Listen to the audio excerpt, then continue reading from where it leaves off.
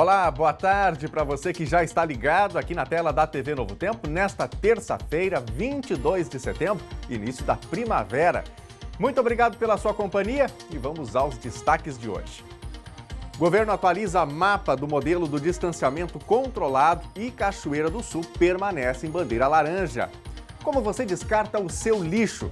Começa em Cachoeira do Sul a Semana do Descarte e você vai ver na reportagem como ajudar a cuidar do meio ambiente e manter a cidade mais limpa. O governador do Rio Grande do Sul desiste de aprovar a reforma tributária que foi encaminhada à Assembleia Legislativa.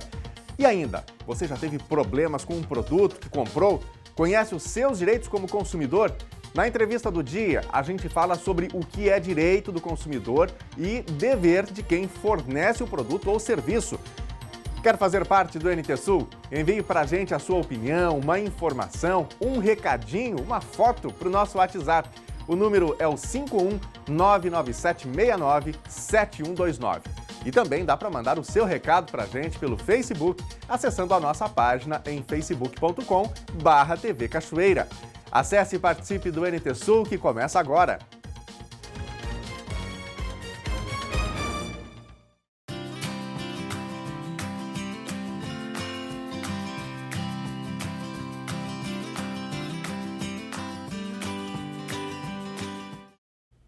E você viu aí breves imagens registradas na manhã de hoje pelo nosso cinegrafista Hermes Michels. Imagens da primavera que começou hoje. Ao longo do NT Sul, você vai ver outras imagens, mas nós queremos mostrar aqui também o seu registro. Tem uma foto aí que você mesmo tirou e que represente a primavera que está começando? Mostre pra gente enviando para o nosso WhatsApp, o número é o 51997697129. A gente quer mostrar o seu registro aqui na nossa tela. A Secretaria da Saúde de Cachoeira do Sul confirmou ontem mais 2 casos de coronavírus na cidade. Os pacientes são 2 homens de 41 e 57 anos. Também foram registrados 10 novos casos suspeitos e outros 10 foram descartados. Cachoeira do Sul tem agora 527 casos confirmados e 29 suspeitos. 1.656 tiveram resultado negativo para a Covid-19 e outras 507 pessoas estão recuperadas da doença. O número de óbitos no município em decorrência do coronavírus é 5. Todas as informações você encontra no nosso site novotempo.com/NTSul. E depois da análise de recursos, 4 regiões gaúchas foram classificadas em bandeira vermelha, que representa risco epidemiológico alto para o coronavírus. As regiões são Cruz Alta, Novo Hamburgo, Porto Alegre e Santo Ângelo. As outras 17 regiões estão em bandeira laranja de risco médio. Cachoeira do Sul segue em bandeira laranja, de médio risco para contaminação. O mapa do modelo de distanciamento controlado do governo do estado foi divulgado ontem e vale a partir de hoje até a próxima segunda-feira. Essa é a 20ª rodada do protocolo de bandeiras dentro do distanciamento controlado no Rio Grande do Sul. A Prefeitura de Cachoeira do Sul liberou a realização de atividades campeiras de treinos de laço quando o município estiver classificado em bandeira amarela ou laranja no âmbito do distanciamento controlado do governo do estado. O decreto foi publicado hoje. É permitida a permanência no máximo de 30 pessoas entre trabalhadores e laçadores, desde que respeitado o distanciamento interpessoal mínimo de 1,5 metro. Fica proibida a permanência de público no local, venda de bebidas e alimentos, bem como a realização de confraternização e também o consumo de bebidas alcoólicas. As atividades devem acontecer das 7 da manhã às 7 da noite. O uso de máscaras é obrigatório e está proibida a realização de campeonatos ou eventos. A participação de menores de 18 anos nas atividades de treino de laço também está proibida. Cachoeira do Sul tem em caixa cerca de R$ 9 milhões exclusivamente para investimentos no combate e prevenção ao novo coronavírus. Só que o dinheiro que parece estar sobrando, segundo a Secretaria Municipal da Saúde, integra uma programação de gastos e da autonomia financeira ao município no combate à pandemia, pelo menos até o mês de dezembro. No bolo financeiro do Ministério da Saúde, até agora, Cachoeira do Sul possui fatia total de pouco mais de R$ 45,5 milhões. 30 milhões do orçamento de rotina e outros cerca de 50% de orçamento exclusivo Covid. No mês de agosto, o combate local à pandemia teve recurso federal de R$ 9.239.444 e do Estado, R$ 20 mil destinados exclusivamente à APAE. As ações locais do mês resultaram em R$ 703.900 de investimentos, sendo os maiores gargalos o centro de triagem, com o valor mais elevado de R$ 400 mil, e os testes Covid, PCR, analisados na Univates, que consumiram R$ 272 mil. Mas o dinheiro que parece sobrar em caixa, na verdade, faz parte de um planejamento a médio prazo, envolvendo exclusivamente a prevenção e o combate ao coronavírus.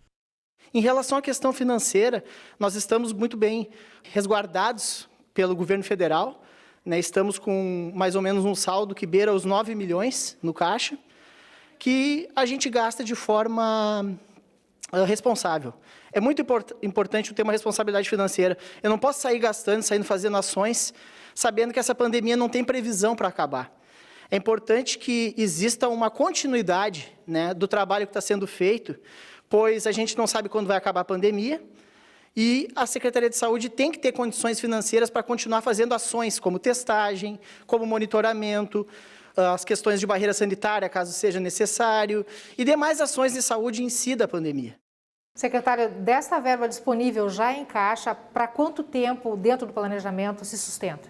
Eu posso dizer para ti que até o final do ano eu tenho a tranquilidade de trabalhar sem preocupações financeiras. A gente está buscando aí mais contratação de profissionais, foi feito recentemente no setor de epidemiologia, né? A gente conseguiu oxigenar aquele setor que estava sobrecarregado, e o mesmo a gente está fazendo na atenção básica, que agora a gente busca para a atenção básica também uma melhora nas questões da pandemia.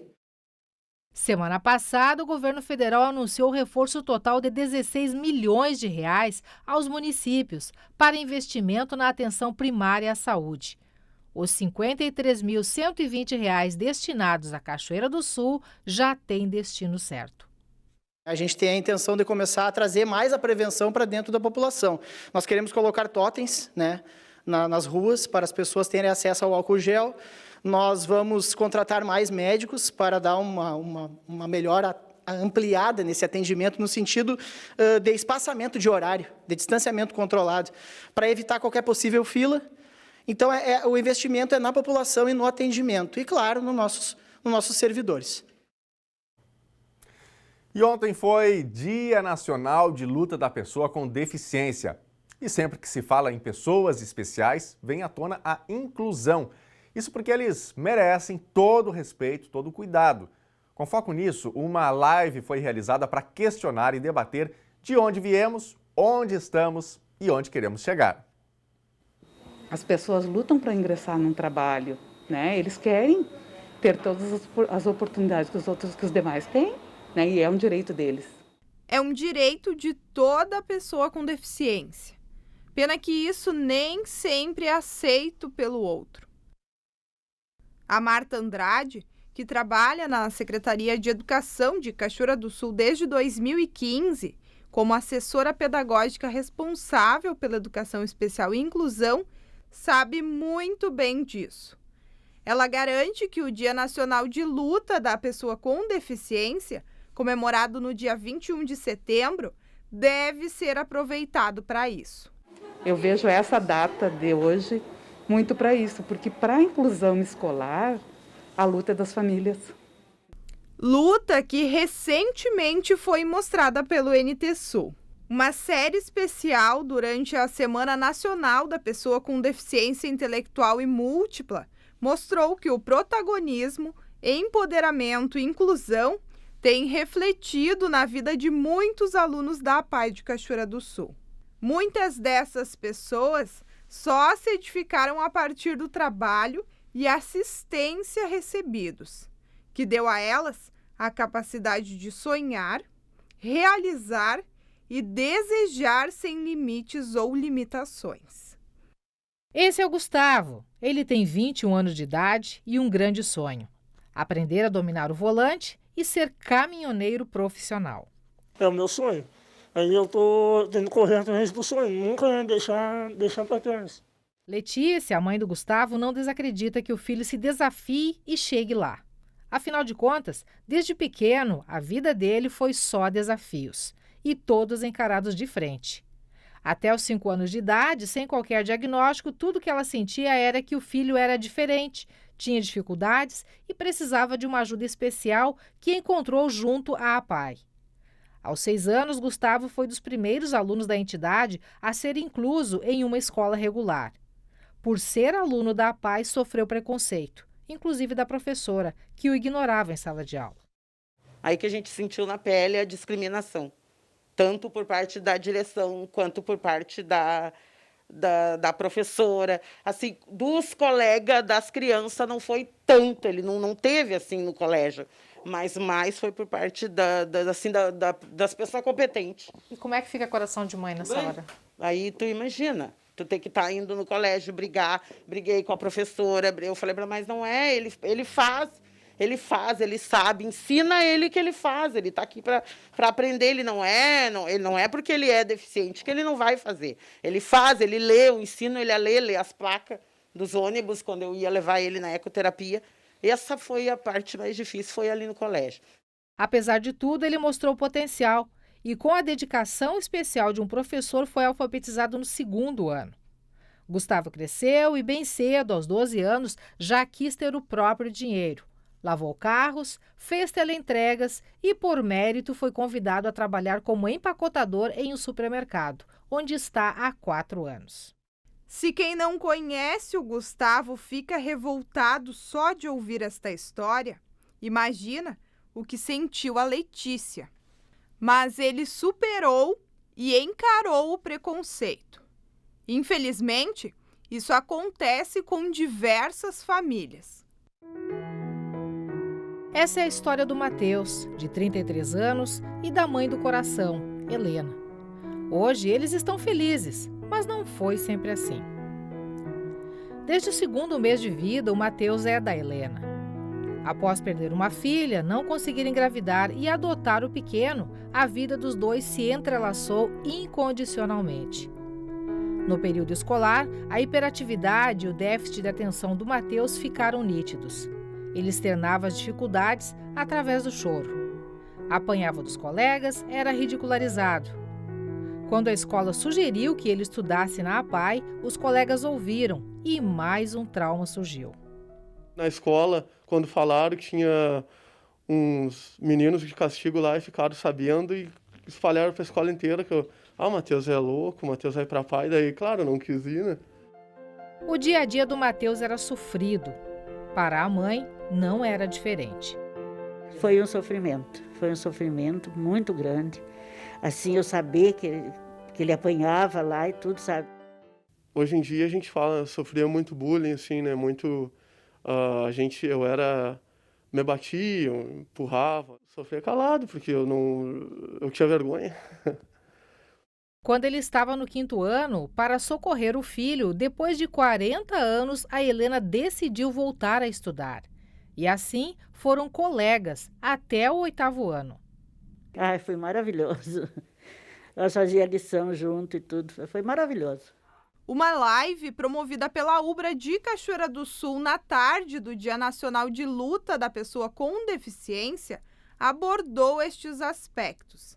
Eu tenho deficiência visual, sou praticamente cega, né? Tenho uma deficiência congênita, que a vivência de um homem com deficiência é diferente da vivência de uma mulher com deficiência. Mas a minha vivência, mulher branca com deficiência, é diferente da vivência da mulher negra com deficiência. E aí a gente vai percebendo que quanto mais marcas este corpo tem, e aí eu uso marcas no sentido de minorias sociais, quanto mais minorias esse grupo, essa pessoa pertence, mais vulnerabilidades ela encontra, né?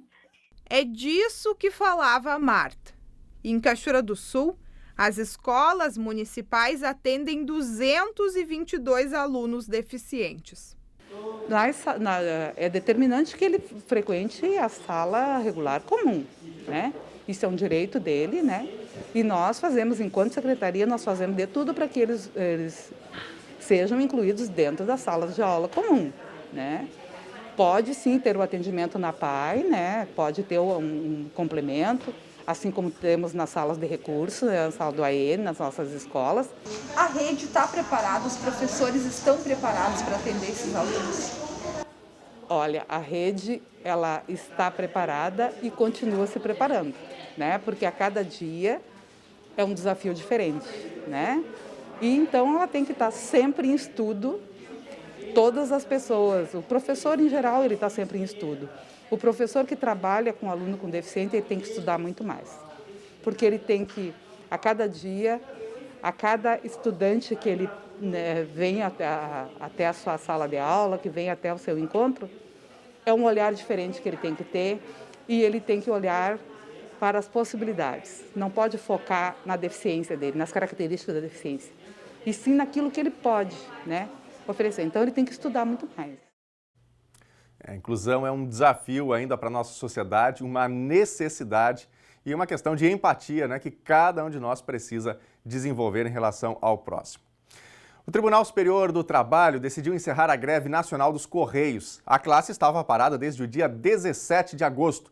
Com a decisão, os empregados devem estar trabalhando a partir de hoje, sob pena de R$100 mil de multa por dia. Já o sindicato recomenda que os funcionários mantenham a greve.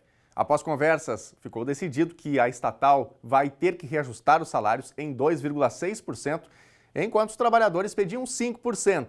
Em Cachoeira do Sul, a paralisação encerrou há quase 2 semanas, no último dia 4. Gente, a Secretaria de Meio Ambiente de Cachoeira do Sul deu o start para a Semana do Descarte.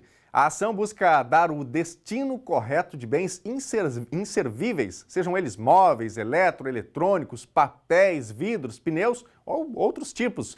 É a oportunidade de fazer a sua parte no controle de danos ao meio ambiente e pela manutenção de uma cidade limpa. Inicia hoje em Cachoeira do Sul, novamente, aquele projeto que foi intitulado de Semana do Descarte, mas na verdade são 2 semanas do descarte. Ao meu lado está a Thalita Silva, ela que é bióloga e coordena o projeto aqui em Cachoeira do Sul, que vai dar o serviço, né, Thalita? Começa hoje, então, o que o pessoal pode trazer até aqui o engenho e de que forma a Secretaria vai fazer o descarte desses itens. Bom dia. Mais uma vez, nós retornamos aqui com o nosso projeto. Serão 2 semanas de descarte, né? Foi um sucesso o ano passado, com a exceção de lâmpadas, pilhas e baterias e toners. Todo o resto de materiais insercíveis serão recebidos aqui. Então, todo papel, papelão, móveis, eletrônicos, pode trazer, venha descartar conscientemente aqui conosco, né? E eles, então, vão ser encaminhados corretamente para o seu descarte, para o seu destino correto. A preocupação da Secretaria é com relação ao descarte inadequado desses materiais, né, que acabam indo para sangas, para as ruas, comprometem inclusive o escoamento das águas aí no período de chuvas, né? Exatamente, essa é a nossa grande preocupação. Nós temos um grande problema em Cachoeira, né, com os descartes principalmente em sangas, em ruas como a Paul Harris, que a gente tem lá, a gente fez uma limpeza agora essa semana, né, na própria beira do rio existe muito descarte, principalmente de materiais eletrônicos. Então a nossa preocupação é conscientizar a população para fazer o descarte correto. Nós recolhemos aqui e damos o destino correto. Na última edição do projeto, as pessoas entravam aqui, davam uma geral, encontravam alguns bens que poderiam ser utilizados nas suas residências ou resgatavam algumas peças que foram destinadas para cá. Este ano, em função da pandemia, isso não vai ser possível, né, Thalita? Infelizmente, esse ano, com a função da pandemia, não existe a maneira de fazer a limpeza e a higienização desses produtos, principalmente dos eletrônicos. Então, não vai haver aquela doação, né, nem podemos também ter aglomeração aqui dentro, né? Então, a gente já meio que fechou ali à frente, nós vamos receber, mas assim, tudo aquilo que for possível doar, como móveis, que a gente possa fazer alguma higienização, vai ser colocado à disposição no nosso último dia de descarte, que será no dia 2, na sexta-feira. Aí sim, com cautela, a gente vai ver uma maneira de distribuir esses materiais. No ano passado, primeira edição do projeto, foram contabilizados 10 caminhões de eletrônicos, 6 com materiais recicláveis que foram encaminhados à Cocari e 1 caminhão com pneus. Os móveis em boas condições serão expostos na frente do engenho para que os interessados possam buscar as peças e levar para suas casas. A exposição ocorrerá na sexta-feira, dia 2, último dia de coleta de descartes. Importante falar que, inclusive, nós estamos recolhendo os vidros, garrafas, porque a Cocari vai fazer esse recolhimento, né? Ela tem onde dar o destino. Então, como nós temos aqui como parceria de recolhimento a Wally, que vai fazer toda a parte do eletrônico, e também a Cocari, que vai recolher toda essa parte de papel, papelão e também os vidros. De que horário até que horário e como que eu devo proceder para trazer? Trago as coisas até aqui, descarrego, como é que vai ser? Bom, o pessoal pode... Nós iniciamos aqui das 8h30 às 11h30 e depois à tarde, das 2 às 5 da tarde, tá? E aí o pessoal tem que trazer, a gente não está disponibilizando, a gente nem tem carro para fazer esse trabalho, tem que trazer até aqui. No momento que chegar até aqui, nós vamos ter uma equipe, a gente consegue sim dar um auxílio para fazer todo esse descarte aqui para dentro do pavilhão. Outra coisa importante é uma semana dar um intervalo e tem uma outra semana, né? Em que datas aí o pessoal pode se organizar, já que se não conseguir nessa primeira semana, quando pode retornar? Isso, começamos hoje, sexta-feira terminamos a semana e retornamos segunda-feira até a próxima sexta-feira, dia 2. Então são 2 semanas, dá para se organizar aí, arrumar sua bagunça em casa, né? Tem que ter aquele galpãozinho que precisa daquela limpeza e trazer para cá. Tá ótimo, Thalita, muito obrigada. Eu que agradeço. Esperamos vocês. Tá aí uma boa oportunidade, né? E você, como é que descarta o seu lixo? Tem o hábito de separar para reciclagem? Sabe onde descartar cada tipo de item? Conte pra gente a sua experiência nesse cuidado com o meio ambiente. Envie mensagem para o nosso WhatsApp no número 51997697129. E hoje também é dia de mandar aquela foto para registrar o início da primavera. Tem alguma foto que represente bem esse dia? Mande pra gente também. Aí através das redes sociais, através do WhatsApp que está na tela ou através de todas as nossas outras redes sociais. Vou começar aqui no Facebook com a mensagem da Noeli. Ela diz aqui o seguinte: boa tarde, Daniel e equipe. Chegou a primavera, é uma maneira da natureza dizer é tempo de renascer e precisamos muito nesses tempos sombrios, diz a Noeli. É isso aí, né? Tem um simbolismo, vamos dizer assim, do renascimento, do fim da temporada mais gelada aqui no Brasil, né? Que a primavera possa trazer também esse sentimento a todos nós. Vamos aqui para a tela ver fotos que estão chegando. A Maria de Cachoeira do Sul, a primavera veio mais colorida com a chegada das netas. Vamos ver aqui a foto que a Maria manda pra gente. Olha aí sim, né? E a felicidade da vovó e de todo mundo da casa. Obrigado, Maria. Grande abraço para a senhora aí pela companhia com a gente na Novo Tempo. O Plínio Wormling, de Blumenau, Santa Catarina. Estou assistindo a TV Cachoeira aqui em Blumenau. Viva a primavera! Vamos ver a foto que o Plínio manda pra gente. Olha aí, a plantinha já também florida, né? Obrigado, Plínio. Grande abraço para você, para os amigos de Blumenau e outras cidades também que recebem o sinal da Novo Tempo em Santa Catarina. Vamos aqui para a tela, a Nara Machado também participando com a gente. É primavera, na foto, minhas flores. Vamos ver aí as flores que ela manda pra gente. Tá aí, né? Belo registro, ela mandou algumas fotos, cores diferentes, né? Marcando bem o começo desta nova estação, que é sempre uma bela estação, né? Aqui no Rio Grande do Sul. Quem mais? A Marisa Cima também manda mensagem. Viva a primavera, estação linda. E ela, eu acho que tem foto aqui também. Vamos verificar. Tem foto sim, tem várias fotos, inclusive, que ela manda pra gente. Olha aí, são 3 fotos, né? E também a estação que é florida, obviamente, não poderia ser diferente, com várias fotos semelhantes. Bom, daqui a pouquinho a gente volta aqui pra tela, vai ter mais fotos, vai ter mais registros. E o seu, já mandou pra gente? Não mandou ainda? Então pegue aí o seu telefone, mande já no nosso WhatsApp, nas nossas redes sociais. Daqui a pouquinho quero ver também a sua foto, o seu recadinho aqui na telinha da TV Novo Tempo no NT Sul. No próximo bloco, o governador do Rio Grande do Sul desiste de aprovar a reforma tributária que foi encaminhada à Assembleia Legislativa. E ainda, você já teve problemas com um produto que comprou? Conhece os seus direitos como consumidor? Na entrevista do dia, a gente fala sobre o que é direito do consumidor e dever de quem fornece o produto ou serviço. Não saia daí, o NT Sul volta já já.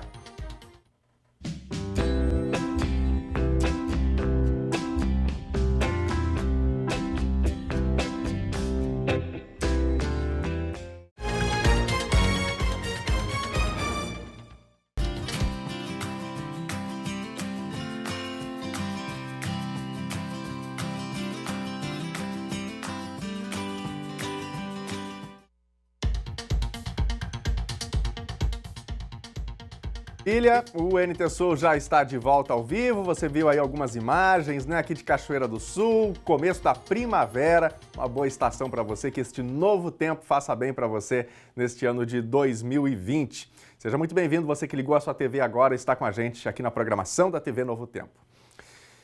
Desaparecida desde o último dia 7, aqui em Cachoeira do Sul, Ângela Vargas Pautz, moradora do Rincão dos Lopes, foi encontrada no último sábado. Ela estava na casa do namorado, morador do bairro Funcap. Segundo a Polícia Civil, a localização foi realizada através dos assistentes sociais da Prefeitura. Ainda de acordo com a Polícia Civil, Ângela e o namorado sofrem de problemas psiquiátricos. Ela é mãe de 2 filhos pequenos e manifestou o interesse de não retornar para casa. O caso está sendo acompanhado pelo Centro de Atenção Psicossocial. E a gente fala agora do clima. A primavera começou e deve ser marcada pelo fenômeno Laninha. Em resumo, a estação vai ser uma mistura de inverno e verão, mas com o calor se acentuando um pouquinho mais, não é? Extremos nas temperaturas são esperados e as chuvas devem ser reduzidas nos próximos meses. Segundo a SOMAR Meteorologia, o sinal é amarelo para estiagem no Rio Grande do Sul e a metade sul e oeste do estado devem ser as regiões mais afetadas, porque já estão sofrendo com poucas chuvas. Mas sem avançar tanto no tempo, nós vamos ver agora na previsão como fica o clima hoje e também nos próximos dias em Cachoeira do Sul.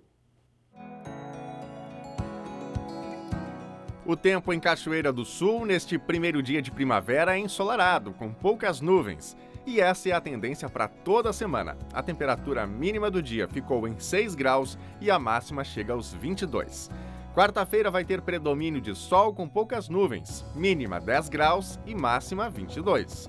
Quinta-feira segue com tempo firme e temperaturas mais altas. A temperatura mínima fica em 15 graus e a máxima em 29. Confira agora a previsão do tempo para todo o Rio Grande do Sul nesta terça-feira. O sol predomina no estado gaúcho nesta terça, no primeiro dia de primavera. O estado deve ter amplos períodos de céu claro, com nuvens apenas no norte e no extremo sul. O dia começou com frio, mas há uma boa amplitude térmica e as temperaturas ficam agradáveis ao longo do dia. As máximas mais altas devem ser registradas no noroeste gaúcho. Em Porto Alegre, máxima de 21 graus. Na fronteira oeste do estado, em Uruguaiana, máxima de 23 graus. Em Passo Fundo, norte do Rio Grande do Sul, 21 graus. Em Santa Maria, na região central, 22.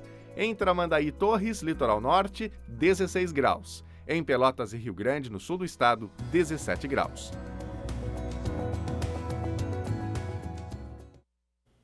E aí, já mandou o seu registro da primavera pra gente? Envie a sua foto para o nosso WhatsApp, o número é o 51997697129. Gosta dessa estação? Para você o inverno já tinha dado o que tinha que dar? Conte pra gente a sua opinião também pelo WhatsApp ou então pelo Facebook. É só acessar a nossa página em facebook.com/TV Cachoeira. E vou pedir também para colocar na tela aí outras redes sociais. A gente está ao vivo no Face, mas estamos ao vivo também no YouTube e no Instagram. E por todas essas redes sociais você pode mandar a sua mensagem, pode compartilhar com seus amigos também, né, o nosso link e pode aqui interagir, fazer o NT Sul com a gente, participar dessa grande conversa que é o telejornal NT Sul com a Sociedade de Cachoeira do Sul, do Rio Grande do Sul e do Brasil. Vamos começar mandando abraços aqui pelo Face. O Cláudio Machado está com a gente, mandando aqui um bom dia com vários as. Cláudio está feliz. Obrigado, Cláudio. Grande abraço para você aí também. Uma boa terça-feira. A Márcia Gomes também passa por aqui, deixa o seu recado. Obrigado, Márcia. A Lorema Maziero Tati, boa tarde, uma terça-feira colorida com o início da primavera. Obrigado, Lorema. Tudo de bom para você aí, obrigado pela sua mensagem. Vamos aqui para a telinha, vamos ver mais mensagens. O Cláudio de Cachoeira do Sul é primavera e estou ligado no NT Sul. E o Cláudio manda inclusive aí foto pra gente, é isso? Vamos ver aí. Olha aí as plantinhas do Cláudio que já estão florescendo, né, nesse começo de estação, nesse primeiro dia de primavera aqui no Brasil. Quem mais manda foto pra gente é a Marli. A primavera veio com tudo, diz a Marli. Vamos ver aqui a foto que a Marli manda pra gente. Olha aí, um detalhe, né, de uma flor, tá ali também a árvore florida. Legal, Marli, muito obrigado, belo registro, obrigado por encaminhar pra gente aqui. Quem mais? O Francisco Bastos, nosso comentarista aqui do NT Sul, também mandando seu recado. A primavera e suas cores. Vamos ver aqui a foto do Francisco. Aí está, belo registro, né? na verdade, não foi a foto que o Francisco mandou pra gente. Daqui a pouquinho a gente vai mostrar, então, o recadinho que o Francisco mandou pra gente. E por falar no Francisco, hoje é dia do quadro Raio-X da Saúde. E nessa edição, Francisco Bastos fala sobre o sistema hospitalar no Rio Grande do Sul e a atuação do SUS diante da pandemia.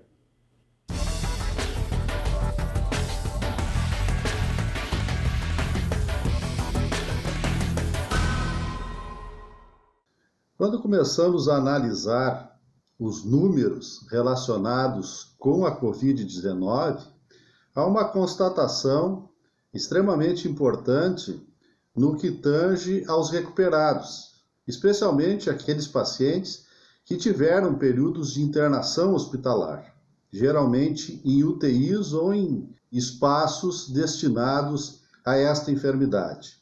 O que se constata é um percentual aqui no Rio Grande do Sul muito alto de recuperados, superando a própria média nacional. E mais ainda, o que esses números mostram e que deve ser comemorado é uma pequena diferença entre os sistemas privado e o sistema público, quando nós temos uma média nacional que é gritante esta diferença. Isso, sem dúvida, identifica um sistema público de saúde de qualidade no Rio Grande do Sul, como também um sistema hospitalar de qualidade. Mas ambos não resistiriam a toda essa performance se não tivesse um suporte, especialmente da rede do SUS, que permitisse que somente os casos mais graves fossem direcionados para esses serviços. Os gestores do SUS e os profissionais do SUS, historicamente sempre disseram isso. Nós não temos uma promoção e uma prevenção da saúde, uma atenção primária, uma rede de unidades e de serviços em condições de atender a população, há um blackout do sistema hospitalar. Mesmo público ou privado, não resiste a um número expressivo de doentes que poderiam ficar sendo tratados antes de chegar em casos mais graves a nível hospitalar. Então, esses números e essas evidências que podem ser comemoradas, elas não permitem a nós todos que deixemos de continuar precavidos em relação ao Covid, de forma que isso, sem dúvida nenhuma, poderá ainda, e nós estamos tendo exemplo em outras partes do mundo, uma reversão. Hoje temos esse quadro, que ele é favorável em termos do número de recuperados, mas temos que manter todos os cuidados que têm sido preconizados pelas autoridades de saúde, pela ciência de maneira geral. Felizmente, nós, enquanto cidadãos, enquanto sociedade, temos mais uma prova de que o investimento em saúde, o investimento no Sistema Único de Saúde, ele efetivamente, quando bem feito, quando corretamente, ele traz os resultados. Seja em situações extremamente graves, como é o caso da pandemia, mas seja no decorrer do tempo, quando nós temos uma certa normalidade e uma evidência de doenças preveníveis e de doenças que podem ser tratadas ou evitadas. Fundamentalmente, temos uma promoção de saúde mais efetiva.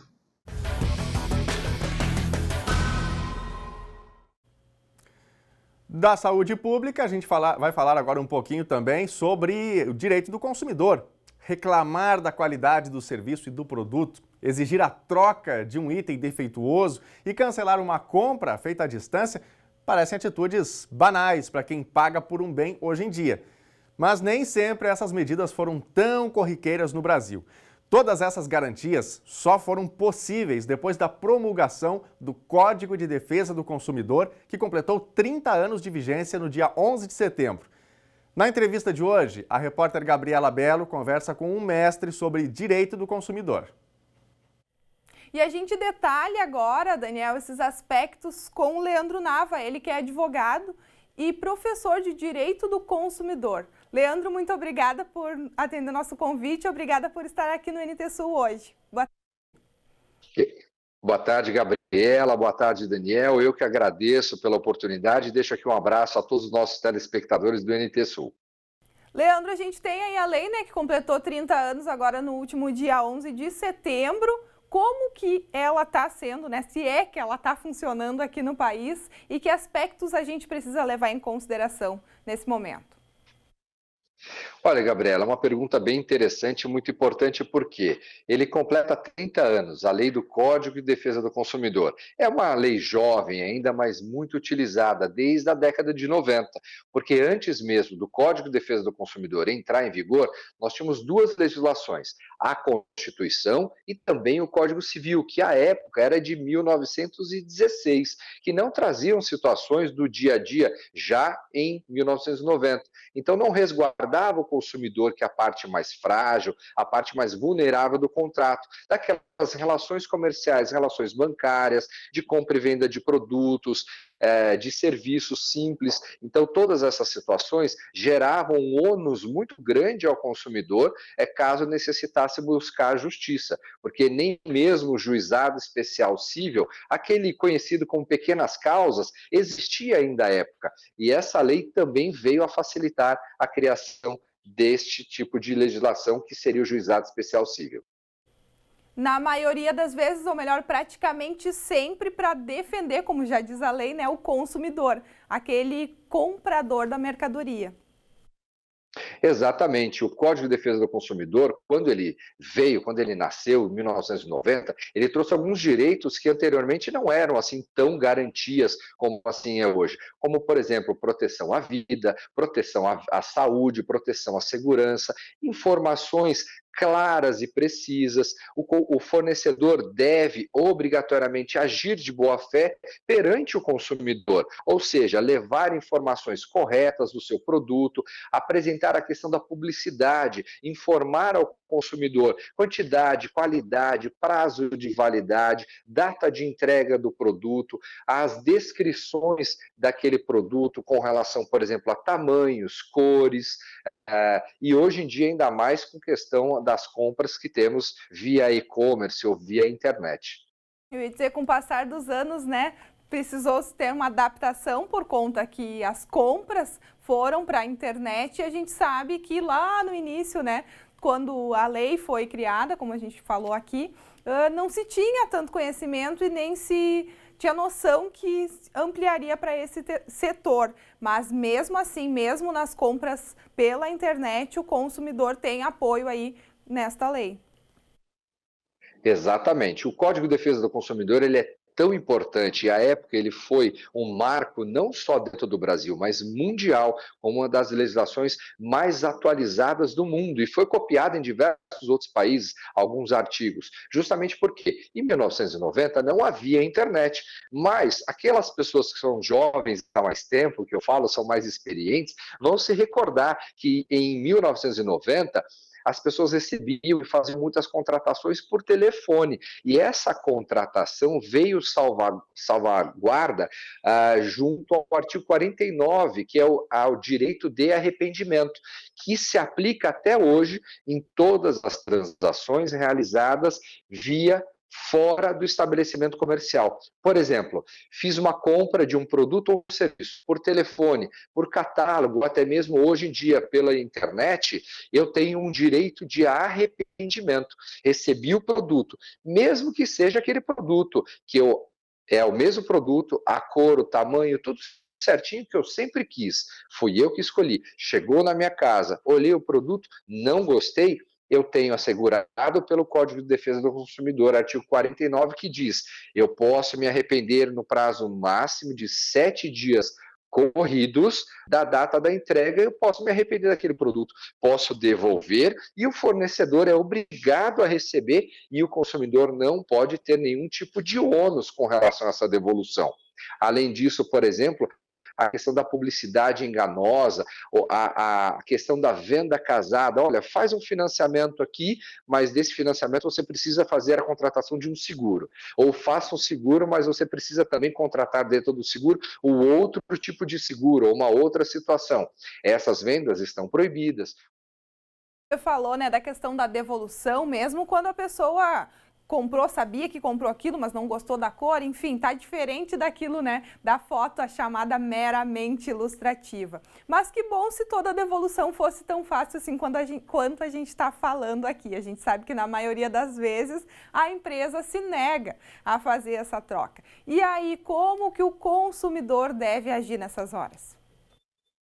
Exatamente. Esse princípio da boa-fé, ele deve ser aplicado na relação de consumo. O consumidor, por ser a parte mais vulnerável, mais frágil, não deve ter nenhum tipo de custo e principalmente oneração. Ou seja, não pode despender tempo, demora, dinheiro, trabalho com isso. Agora, caso não seja cumprido, não só a devolução desse produto na compra que foi feita. Vamos pensar que eu comprei um produto e esse produto, por qualquer situação, teve um problema lá e eu quero efetuar a troca, o reparo dele. Eu tenho assistência técnica da empresa que eu preciso aguardar o prazo legal de 30 dias. Passado esse prazo, gera no consumidor o direito de pedir ou a troca daquele produto por um igual, ou por a devolução do valor atualizado, ou por outro produto, a escolha dele, caso o produto seja no valor a maior, ele pagará a diferença.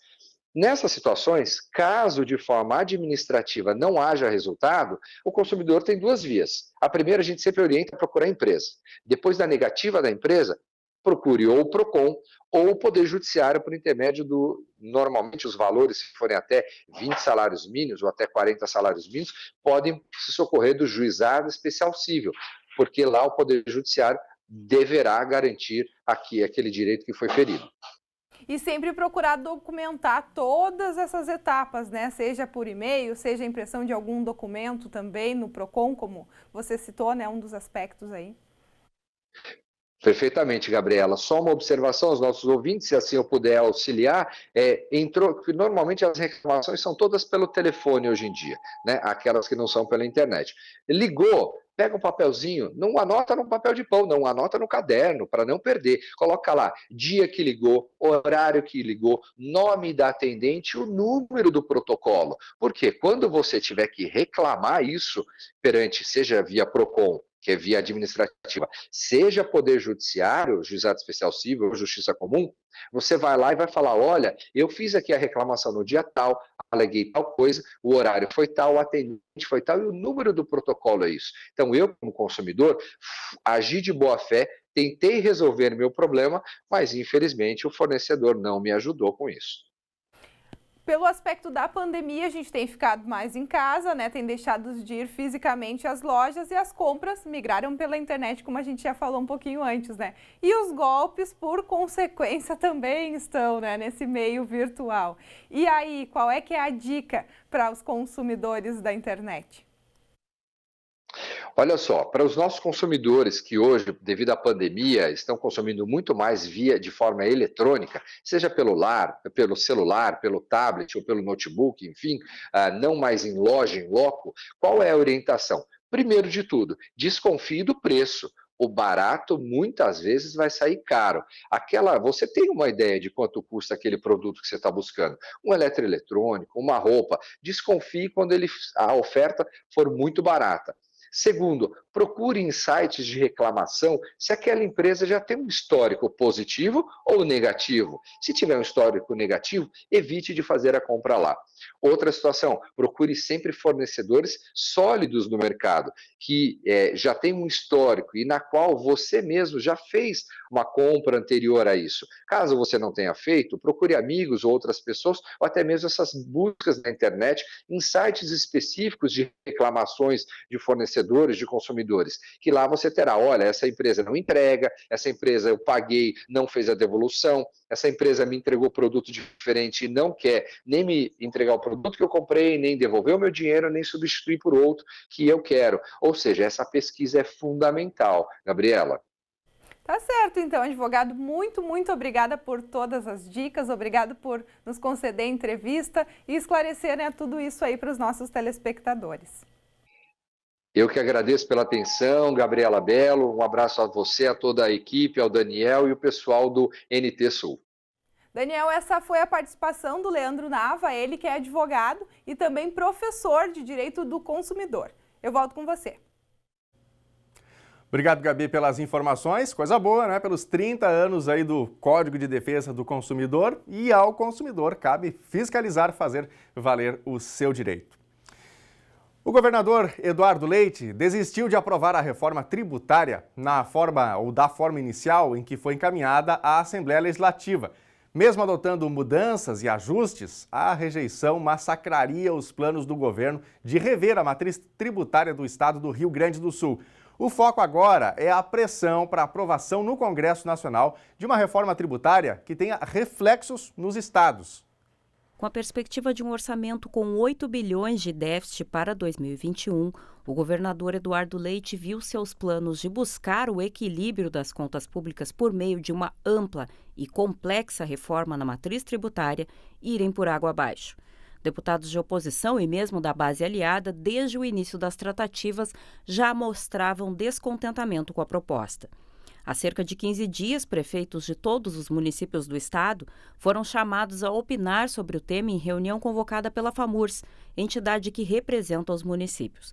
No encontro, uma longa lista de exigências para aprovação da proposta.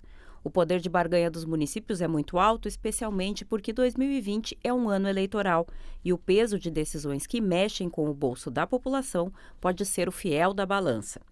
Líder da bancada do Progressistas, base de sustentação do governo na Assembleia, o deputado Sérgio Turra propôs o primeiro adiamento da votação da reforma. Contrário à proposta, Turra defendeu mais tempo para que os deputados analisassem o pacote. A reforma tributária é importante, sim, todos nós sabemos, não é? Mas a reforma tributária, tal qual posta pelo governo do estado, diante desse momento também de pandemia, não é? Ela fica inviável, né? Em primeiro lugar, porque, na verdade, ela está fazendo um rearranjo de alíquotas, né? E onerando o bolso do cidadão, mais uma vez, para solucionar os problemas do poder público, né? Então, evidentemente que não pode ser assim, precisa ser feita uma reforma tributária, porém, concatenada até com a reforma tributária nacional, uma reforma tributária construída sem máscaras, ou seja, podendo sentar, dialogar, não é? E mais do que tudo, algo que não venha ou não olhe apenas para os interesses do poder público, mas sim para o Estado como um todo, inclusive para o cidadão que já está tão sobrecarregado, né? E por isso, paralelamente também à reforma tributária, é preciso que o Estado possa seguir fazendo a sua parte, ou seja, cortando despesas públicas também. Isso é fundamental. A reforma, ela envolve aumento no ITCD, aumento no IPVA, um remanejo nas alíquotas do ICMS que onera o cidadão, onera o setor primário, não é? Com o que eu não concordo. Então, o IPVA sou contra o aumento. O ITCD, ao invés do governo propor um aumento nessa hora, deveria propor algum projeto para que aquilo que está trancado na justiça, na inventários paralisados, justamente porque a fatia que o Estado cobra ela é muito grande, possa, digamos assim, criar um plano para que as famílias possam tirar esse entrave das suas vidas e, consequentemente, o Estado resolveria também algum problema de caixa, porque viria o dinheiro que hoje está represado. E com relação ao ICMS, a contrariedade é quase que absoluta com a proposta que veio, né? Porque onera o setor primário, fica mais caro para o cidadão mais pobre fazer comida. Cesta básica, gás de cozinha, tudo isso fica aumentado. Então não é possível, hortifruti granjeiros, não é? Então não é possível avalizar esse tipo de projeto. Na base do governo, o discurso é otimista, dentro do PSDB especialmente. Embora os entraves, o presidente do partido, Eduardo Leite, confia no estabelecimento do diálogo, mas não poupa críticas às definições impostas ao pacote de reforma. Nós temos dialogado com todas as bancadas, com a sociedade gaúcha, com entidades, para tentar demonstrar a importância desse tema para o estado do Rio Grande do Sul, seja do ponto de vista da justiça social, de fazer com que os pobres paguem menos imposto, seja do ponto de vista da competitividade econômica, fazendo com que nós tenhamos condições de fornecer aos empreendedores um cenário econômico mais propício ao desenvolvimento. Nós iniciamos essa discussão no final do mês de julho, apresentamos à sociedade a proposta e temos argumentado, discutido, conversado desde então. Claro, é importante salientar que, apesar de todas os nossos esforços para dialogar sobre a importância desse tema, parece ser muito claro que a sociedade apresenta certas resistências à aprovação da temática, talvez porque não esteja madura o suficiente para consentir na aprovação dessa matéria. Acho que o PSDB plantou uma semente aqui no Estado sobre um tema de fundamental importância, que é a modificação da matriz tributária, a necessidade de tributarmos mais patrimônio do que consumo, como fazem, diga-se de passagem, todas as democracias modernas no mundo, na atualidade. Mas talvez, como falei, a sociedade não esteja madura para esse debate. Não concordo, até digo mais, não concordo com esse argumento de que a proposta visava aumento de impostos e que era um aumento de impostos disfarçado, uma narrativa, se me permite a comparação, que dá um tom malicioso à proposta do governo. Não é, nunca foi isso.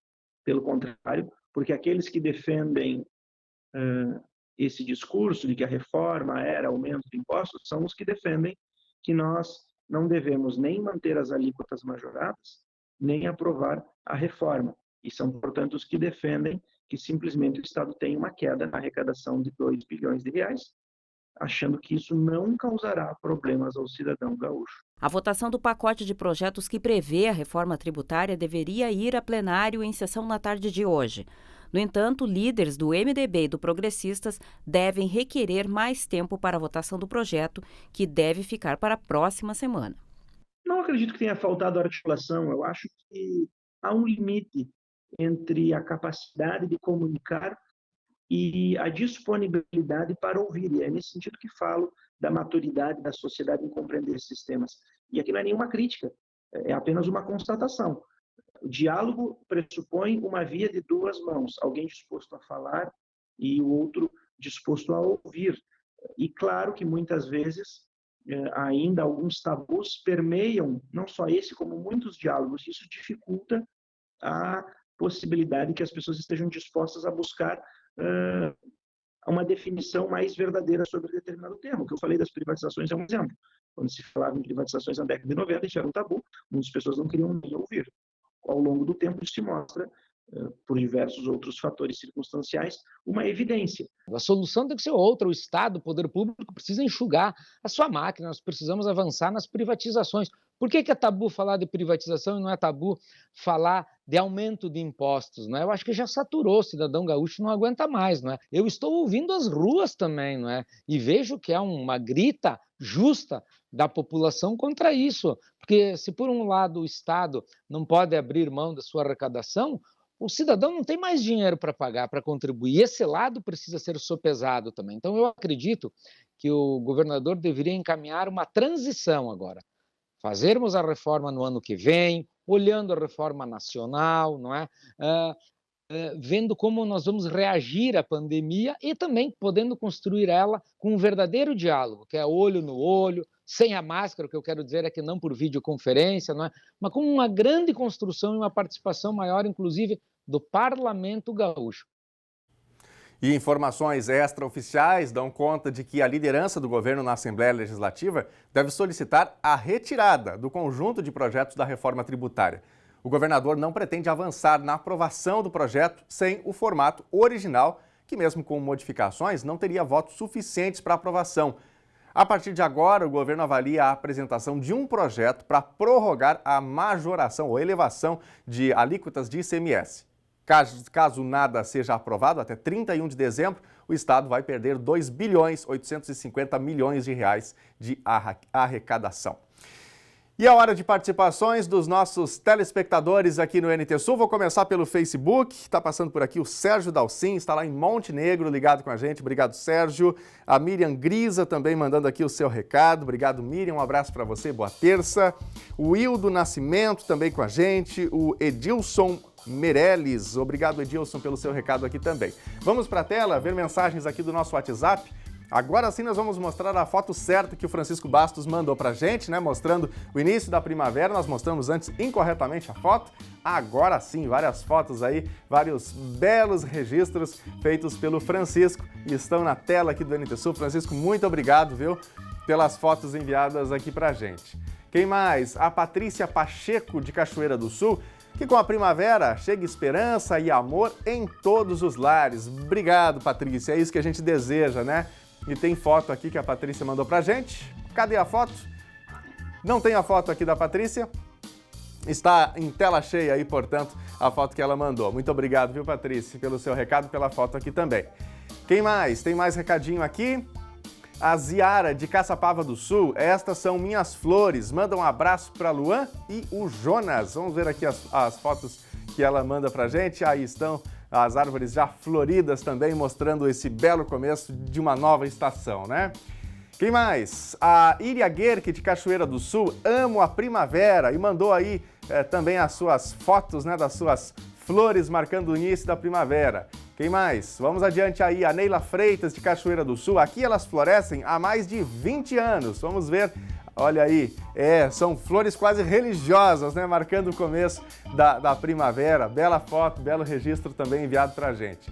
A Daniela Moura, de Cachoeira do Sul. Acho essa a estação mais linda do ano. E a Daniela também manda foto pra gente. E aí estão os registros que a Daniela fez e encaminhou aqui para o NT Sul. Dá tempo ainda de mostrar mais registros aqui dos nossos telespectadores. O José Alcemar, Manacá da Serra, está florido e mandou foto aqui do Manacá. Vamos ver a foto. Aí está. Obrigado, meu amigo. Grande abraço para você e ele com a família aí. Bom, o NT Sul fica por aqui. Obrigado pela sua companhia. Boa terça-feira. Fique de olho na Novo Tempo. Tem aí a maior esperança na sequência. Continue com a gente. Tchau.